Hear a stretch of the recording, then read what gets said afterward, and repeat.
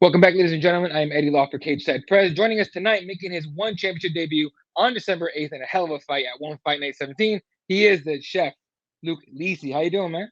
Hey, I'm good, man. Thanks for having me. I appreciate it. Oh, I appreciate you coming on. Do you have a major task coming up? So anytime you give any of your time to the side, dude, it's very well much appreciated. So just off the bat, dude, Dubuque, Iowa. What was it like growing up there? Yeah, I mean, super quiet town. A lot of like country folks out here, farmers. Like Iowa's all cornfields, so my backyard's literally a cornfield. Mm, But pretty regular upbringing. Did sports through high school, cross country, soccer, and middle school as well. I was a soccer player and a runner growing up, and then I was in my dad's gym pretty much the whole time. So most of my memories are in the gym with my old man. Other than that, like I said, super regular upbringing. It's like a really quiet family town. Neighborhoods are real chill. Not a lot of shit happens around here, which is a good thing if you ask me. Some people might want, more noisy, more busy city life, but in Dubuque, Iowa, like it's just real chill, real quiet. That's about the only two words I can think of. And you never had that want to go to like a big city like a Chicago or anything crazy? Yeah, I mean, when I was probably maybe like 5 or 6 years ago, I did, but once you have kids, you're like, "Oh, this is a nice place to raise kids. Don't gotta worry about anything crazy happening." No, I got you, man. So speaking of your dad's gym, Dubuque Martial Arts Group, it's still called that, right? Yes, sir. Yeah, yeah. So Dean, so what was it like training with him? Because a lot of kids grow up with their fathers or their parents, kind of bringing them into the family business, for like a better term. What was it like to get brought into that world? I mean, I believe 4 years old, pretty early on.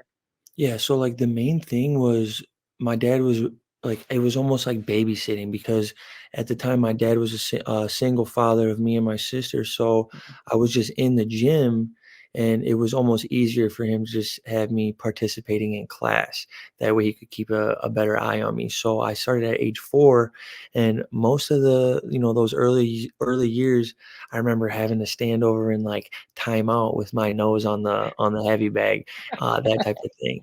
But yeah, it was super cool because once you get to a certain age, like training with your dad, every little kid's like, "Oh, my dad can Mhm, beat up your dad," type of thing.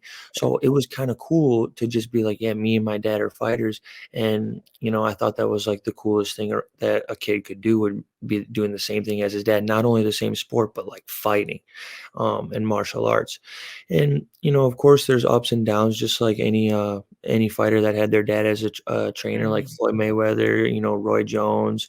And it was tough at times, but the good is really good. The bad can be really bad. There's not really an in between.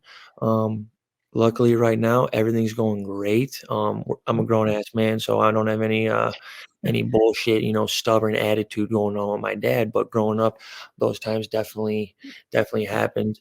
Um, I don't know. It's hard to really remember because it's just been so mhm, long, but I remember times where I didn't wanna do it, and I just did it because my dad wanted me to, and then I remember the times where I was like, "Wow, this is really cool that we get to share this thing." mhm. No, it's dope, man. So and now being a father yourself, you kind of understand now a little bit, what Yeah. he was having to deal with as well, right? Right, and, like, thinking about that, it's like, it definitely changes, like, I'm not trying to say change the cycle, but with the generation, after me, it's like, I did it because this is what my dad told me to do. Mhm, I never got to see my dad fight professionally. He was done with, Muay Thai and kickboxing, and then it's like, I guess I just do what you say, mhm. because I lived under his roof, and it was, like, out there playing backyard sports, and my old man was like, "Time to go to the gym," calling me in.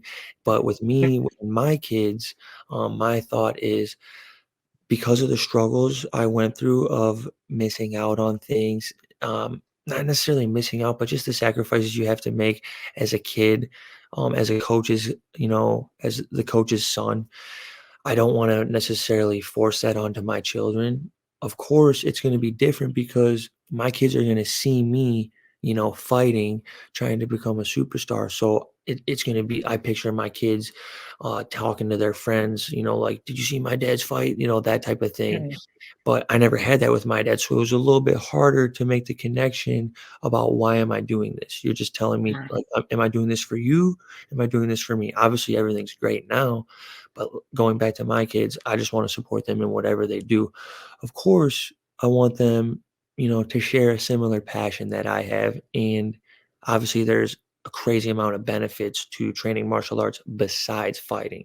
And that would be why I want them to do it. Everything besides fighting, confidence, setting goals, body awareness, those type of things I definitely want them to do. But if my kid decides to be an artist, if they decide to play in band, I'm definitely going to be the loudest dad out there.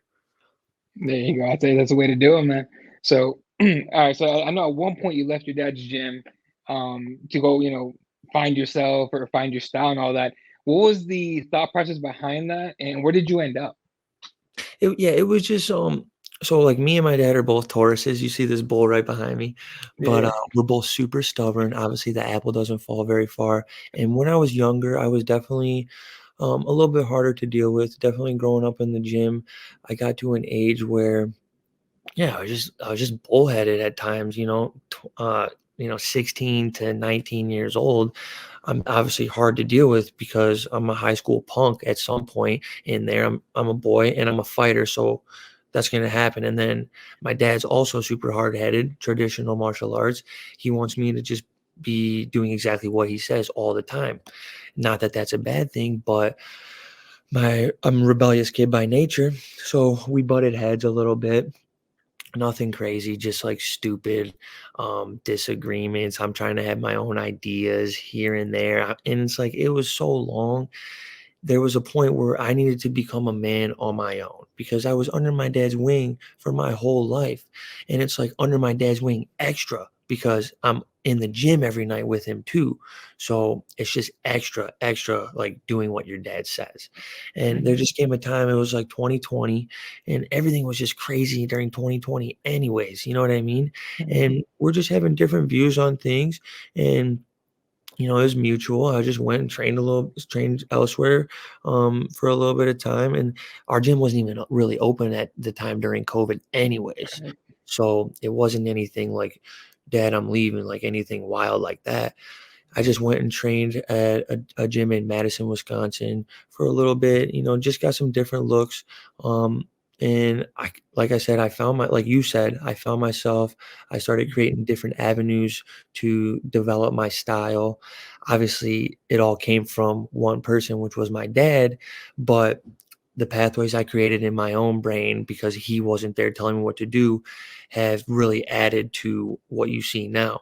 And then coming back, after all the COVID bullshit, um, yeah, we're back now and it's even stronger than before. And I just think it was time for me to graduate for a little bit. I think it was good for both of us to take some time apart and realize that it's even stronger now that we're together. And I appreciate everything even more. My dad owning it, like I took it for granted a little bit. Like my dad owns a gym for my whole life, but it's like, wait a minute, my dad's a small business owner. I can go to this gym whenever I want, any hours, and I had to learn to appreciate that a little bit more. But it definitely was a positive because I got extra saucy. I got outside of the box a little bit, and I started creating, like I said, new pathways for me to, go down this like unique style. Even though I'm still traditional Muay Thai, it just helped me catapult into, what you see now.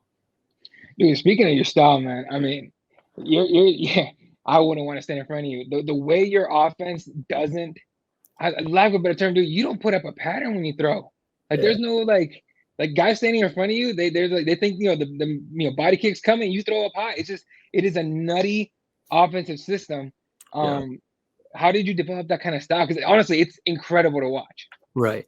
So just like I like to say, like, I am a traditional Muay Thai fighter, like Mhm. with my stance and everything, with my techniques. I grew up doing traditional Muay Thai, but I also grew up doing like Jeet Kune Do, Filipino Kali Eskrima, and I Mm, competed in that. And my dad's lineage is Bruce Lee, Daniel Osano, Hajaran Surachai Surasut. So his lineage goes back to, like I said, Bruce Lee. So obviously, if you're talking about no patterns, that makes total sense with Bruce Lee. mhm, No style is the best style. Use everything. He was the first guy to really say, no, use everything. Because you know how mhm, traditional martial arts were. If you can't come to this gym and do some other shit, and I think that really helped, but it took time for me to get there. Once I realized, wait, my dad's been teaching me a whole bunch of different shit under this Muay Thai umbrella for my yeah, whole life. And now I'm starting to like let it out.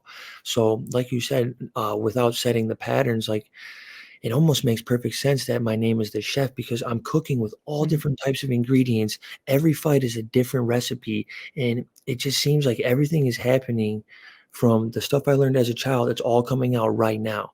And I don't know what it is. The only thing I can try to like, I can't teach the creativity to anybody. I can mhm, just explain how I think about it. And the way I think about it is like, why do I like a certain song? Why do I like a certain movie? These different genres of things that I like, I had to think about what is that, and then I put that into my the way my body moves. I put it into my Muay Thai. Why do I want to snap my punch? Just these tiny little adjustments. mhm, Why do I want to go from this punch to that punch? Just tiny little patterns. They're not necessarily patterns, but for me, it's like I'm just doing this shit because I think it looks cool. It's what I want to do. It's what feels good for mhm. me. Like, why do you like this song? That type of energy. Does that make sense? Yeah, and that makes complete sense. One of my favorite highlights of yours, I forgot the gentleman you were fighting, but you push kicked him. He goes off the ropes, comes back, and you hit him with a spinning elbow, the back elbow. And I was just Yeah, like, that was in San Diego. Yeah, because you don't see dude, the that's longest technique going into right. a short technique. Hmm. Yeah. No, and that's Yeah. just I think I'm just one of them ones that I do have the little sauce that you can't teach in a cookbook type Hmm. thing. And I think there is people out there like people like Lurdzilla, you know who that is? Hmm. Yeah, just like people that you just can't teach some of the ways they move. Yeah. And some of the shit is like just I happen to be naturally gifted at being able to mix Right. it up. I don't know why I think of going from this technique to that technique. It's probably just God, you know what I mean? Very, very fluid movement, man. The Bruce Lee thing makes complete sense. Now, on your defense, dude, I love the lean back you do to avoid strikes. Like I don't know, everyone tells you this thing, I'm sure, but it's like the Matrix move. You just Yeah. lean it back and then come right back at him with something. That that's it. You just do that just the same reason, you just because it's fun. Yeah, and because I'm tall, it's easy for me Yeah. to keep my feet where they are, but go from here and go to there. Mhm. And luckily, people that have trained for a super long time, they're able to build up like I've seen how many different punches and kicks come at me. So I have a good database of timing. So it's just that's just experience being able to see all these different guys punch at me and being able to know when to move at the last second. Gotcha. So, all right, well, let's talk about the fight, man. One championship debut. You get smoking Jo Nattawut, dude. Extensive, career, multiple lion fight champion. Been in one championship since 2018. Very tough fight. What did you think when you got the offer first, when they got the call like, hey man, we need somebody to step in? What do you think? What was on your in your mind?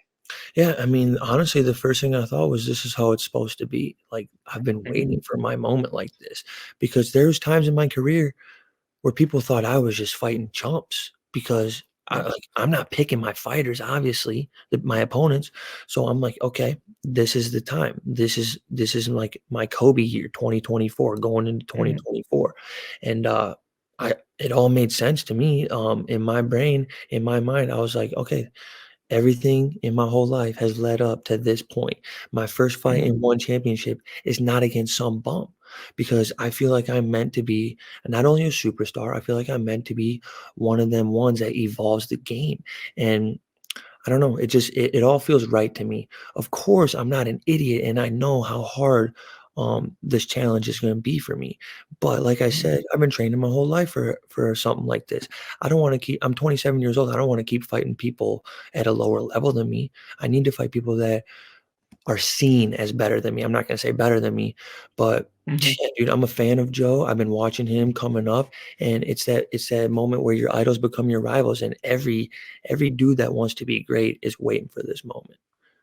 Not to compare you to too many other guys, but I'm sure this will come pretty familiar to you. But the way you talk, there's a lot of self belief there. There's a lot of belief, almost in the destiny of your own, right? You believe you're gonna be a superstar and everything. Like, have you always had that, or is that recent? Yeah, I don't like you watch the random documentaries of like these greats, and it's like, why did like it even goes back to playing backyard sports. Like, why did I think I was better than the whole neighborhood? I don't know. Like everyone would tell me I'm cocky growing up, but it's like I actually am better than the neighborhood kids. And it starts from there. Like, I don't know what it is inside of me. It's probably that God source, whatever word you want to use. And of course, I go through all the trials and tribulations of, the challenges, being nervous, being scared. I'm scared and nervous every single time I get in there. It's a super adrenaline filled, sport. And yeah, I'm a skinny little white boy from Iowa. Of course, I have these thoughts about fighting strong men, fighting, men that are always older than me, always have more experience than me. But like you said, I don't know what it is. I think there's some people that have that feeling inside of them for their whole life. And I always thought I was going to be a professional athlete. I didn't know what it was going to be. I didn't know how good I was going to be. But it was like this weird thing where I felt like I was meant to be under the bright lights. I've always felt like that. And you can see it in the way I perform, even on just these local little shows. I feel like I'm an entertainer. There I'm you just, go, man. I just like, Oh, sorry. But Bright Lights, Lumpini Stadium. It's one of the most famous Muay Thai stadiums in the world, if not the one, right?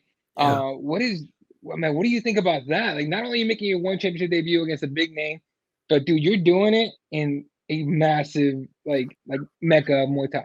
Yeah, bro, I'm so grateful. Like, honestly, especially coming from where I'm from, like everybody's talking about how big of a debut this is gonna be. Like everyone's believing in me and like getting all these interviews and stuff. But it's like I gotta stay grounded. I gotta be grateful because I come from a really small Midwest town, and I'm so lucky that I get to feel, semi-famous from my town. I'm not Mhm. famous at all, but it's just that little feeling that it's just so cool. And fighting in Lumpini Stadium, obviously, I've been doing Muay Thai my whole life. I know all about this shit, and yeah, like I can't even say anything besides I'm just so grateful to be here. My first big one fight is in the stadium, so it's like there's no complaints there. We're hyped for you, man. That's a great place to be. All right, just a couple of quick fire questions to get people to get to know you a little better. Not too crazy. Just three of them for you. Number one, what is a secret talent that you have? Crazy. I'm super good at ultimate frisbee. Yeah, isn't uh, that random, bro? that is pretty damn random, but I'm hey, like basic, bro. somehow, I'm super good at like throwing frisbees, playing ultimate frisbee, a little bit of disc golf here and there, and yeah, that was my other like passion growing up was yeah, super random, like you said, but that's what you wanted, right? there you go, man. All right, biggest risk you ever took? Biggest risk I ever took. Um, Probably that 2 years away from my old man. It was definitely hard to train elsewhere, and not every single day I was, like, wishing my dad was holding pads for me, and it ended up paying off because I got this saucy style now. There you go. And then best perk to being a fighter. Best perk to being a fighter. Ooh, the ability to adapt on the fly. Adaptability is number 1. There you go, man. All right, so on December 8th, man, Smoking Joe, no matter what, Luke Leafs is gonna do what? It's gonna be one of 2 things. He's either gonna get slept or it's gonna be fight of the year. Ooh, all We're right, both hey. either gonna get that fight of the year bonus, or I'm gonna make him look completely lost in there. Boy, close 2023 on a big note there. Yes, sir. All right, any shots you want to throw out there before we go? No, just the family. My wife's been really holding it down for me. This has been a real stressful time. Flying to Bangkok when you have, two kids under 3 years old is definitely stressful. She literally just got off maternity leave this week. She goes back to work this week, my last week, and she could be, not adding to the stress, but she's decreasing the stress. So I just want to make sure everyone realizes that the reason you see this chill guy right here is because I got a lady at home that is holding it down better than anyone. So gotta give love to the wives. You know what I'm saying? Mad props, man. That's a strong woman. All right, boy. Ladies and gentlemen, Luke Lessei fighting on One Fight Night 17 on December 8th, Friday night on Amazon Prime. In a hell of a fight. You do not want to miss it. If you've never seen him, YouTube him. But believe me, tune Let's in go. that Friday. All right. Hell yeah. Appreciate you, brother. Thanks, Eddie. Appreciate you, bro.